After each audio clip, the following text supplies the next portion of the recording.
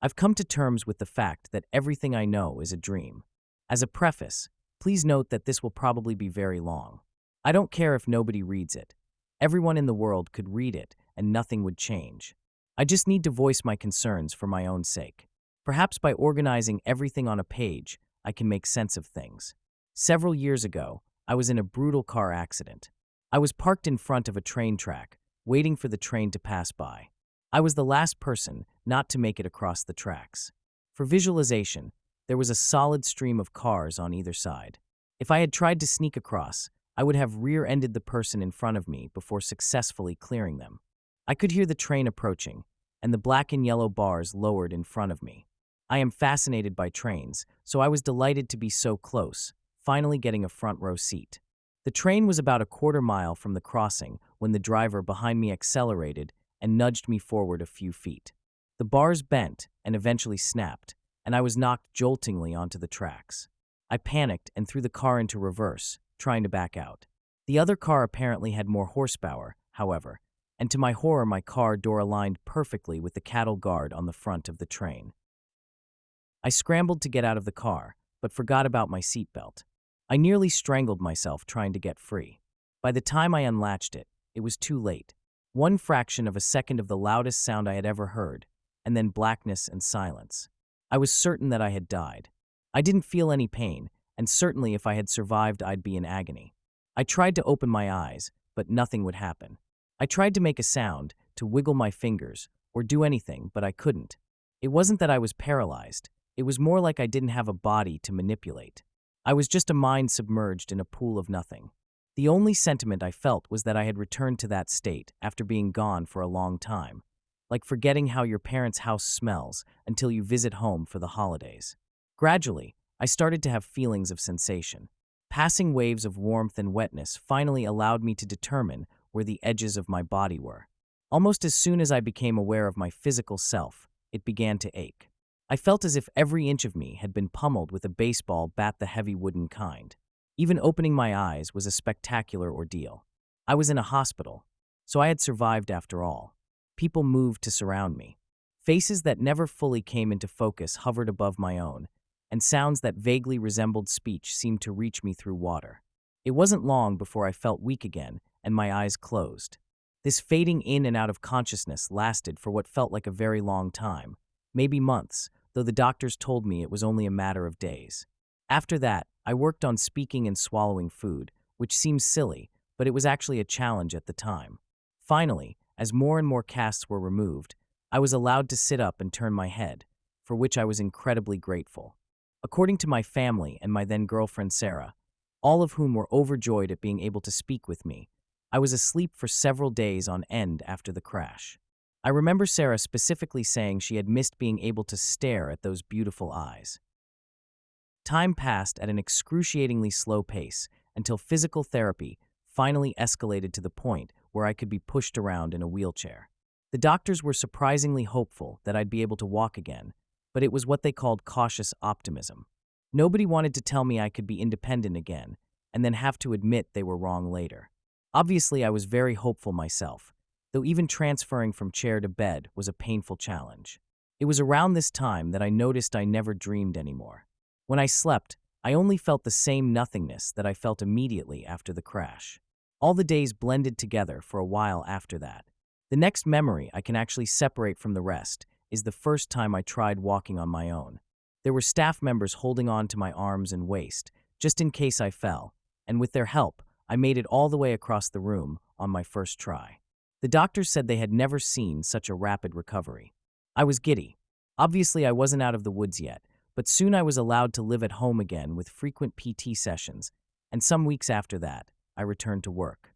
Life was almost normal for a while, except for a very slight limp in my left leg. The side that the train hit me on, I was feeling pretty normal. It was only after about a month of living in my own house that weird things started to happen. The first thing I noticed was that I felt an occasional stinging on my right forearm, like a thin needle was puncturing my skin. It was a tiny prick, maybe twice a day at most. I figured it was just nerve trauma or something and blocked it from my mind. Feigning ignorance was harder to do when I started hearing things, though. While I was reading in bed one night, I thought I heard Sarah crying. I strained my ears to make sure, and I definitely heard her sobs, but very distantly, like I was submerged in a pool. I made my way downstairs quickly, concerned that she had hurt herself or something, but she was just washing dishes in the kitchen. Are you okay? I asked cautiously. Yeah, why? She asked nonchalantly. No reason. I dismissed these oddities as best I could. After all, how could anyone expect to recover from being hit by a goddamn train without some lingering effects? Every so often, mostly when I was trying to fall asleep or sitting in a silent room, I would hear occasional sounds that I couldn't connect at first. Gradually, I determined that they were hospital sound stretchers being rolled across tiled floors, beeping from machines, rapid chatter between nurses and doctors. Although I figured anyone who had suffered as much trauma as I had would experience some degree of whatever I was experiencing, I decided to bring it up with my doctor. He told me it was perfectly normal for someone in my circumstances, and he could prescribe me a sleep aid if I felt it was necessary.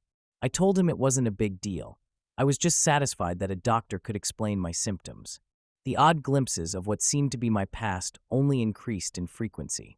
When I slept, I finally dreamed again, but it was always the same thing.